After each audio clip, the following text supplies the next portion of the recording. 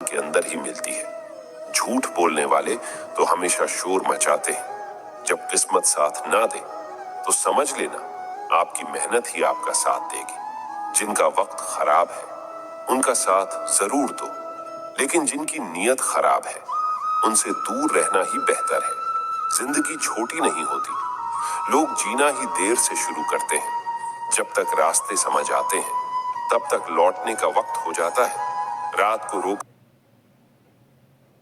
एक बात जीवन भर याद रखिए, आपका खुश रहना ही आपके बुरे चाहने वालों के लिए सबसे बड़ी सजा हो सकती है।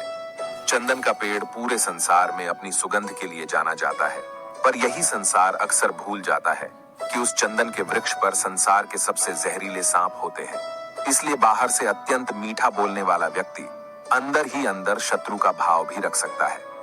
इसीलिए सोच समझकर ही किसी पर विश्वास करें। जो दोगे वही लौट कर आएगा, चाहे वह इज्जत हो या धोखा। याद रखना, दूसरों से उम्मीद रखोगे तो हार जाओगे और खुद से उम्मीद रखोगे तो जीत जाओगे। दुनिया भर की अच्छी चीजों को छोड़कर जो इंसान सिर्फ नकारात्मक बातों पर ध्यान देता है, वह उस मक्खी की तरह होता है जो पूरे जिस्म को छोड़कर सिर्फ जख्मों पर बैठती है। अचानक एक मोड़ पर सुख और दुख की मुलाकात हो गई। दुख ने सुख से कहा, तुम कितने भाग्यशाली हो जो लोग तुम्हें पाने की कोशिश में लगे रहते हैं। सुख ने मुस्कुराते हुए कहा, भाग्यवान मैं नहीं, तुम भाग्यशाली हो। दुख ने हैरानी से पूछा, वो कैसे?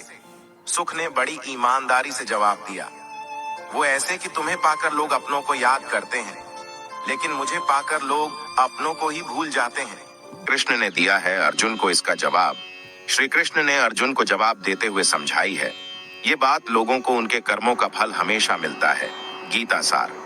आपने महसूस किया होगा कि जो लोग अच्छे कर्म करते हैं वो परेशान रहते हैं, वहीं जो बुरे कर्म करते हैं वो खुशी से रह रहे होते हैं।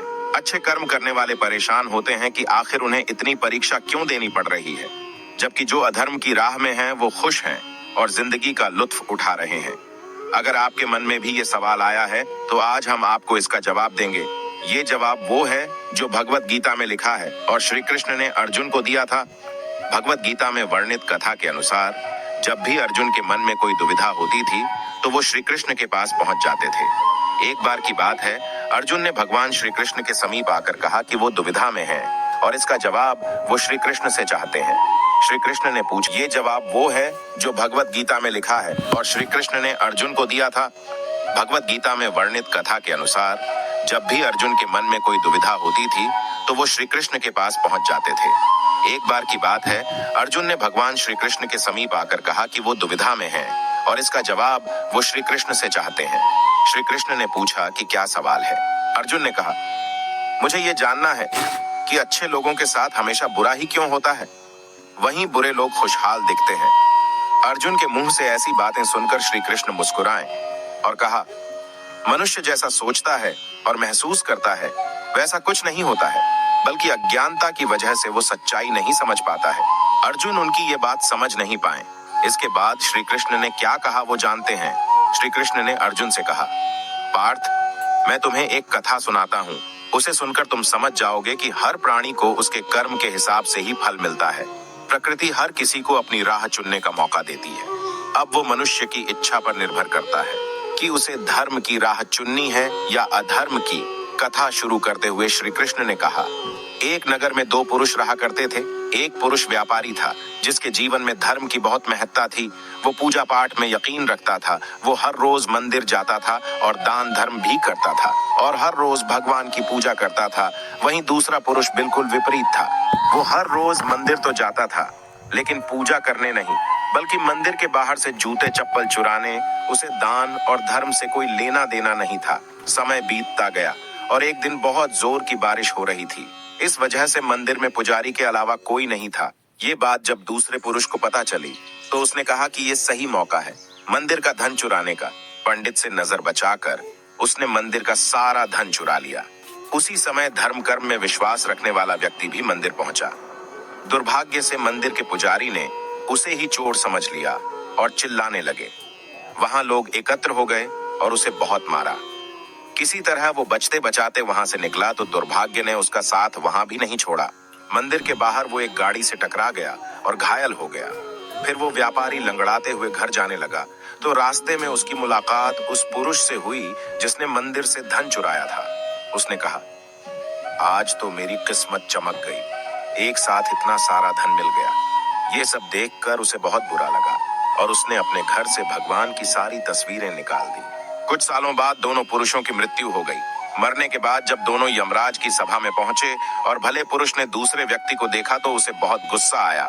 उसने क्रोधित होकर यमराज से पूछ ही लिया, मैं तो हमेशा अच्छे कर्म करता था, दान में विश्वास रखता था, उसके बदले जीवन भर मुझे अपमान और दर्द ही मिला और इस व्यक्ति को नोटों से भरी पोटली, आखिर ऐसा भेदभाव क्यों?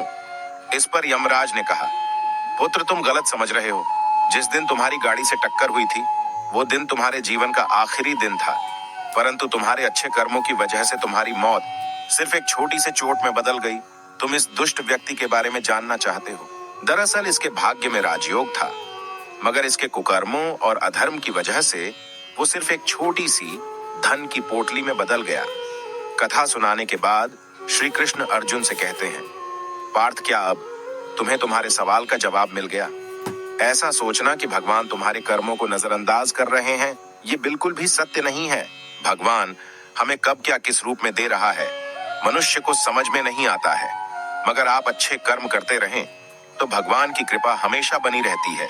इसलिए अपने अच्छे कर्मों को बदलना नहीं चाहिए, क्योंकि उसका फल हमें इसी जीवन में मिलता है। इसलिए मनुष्य का फर्ज है कि वो हमेशा अच्छे कर्म करते रहें, क्योंकि श्री कृष्ण ने गीता में भी बताया है कि किसी के द्वारा किया गया कर्म बेकार नहीं जाता है, चाहे वो अच्छा हो या बुरा।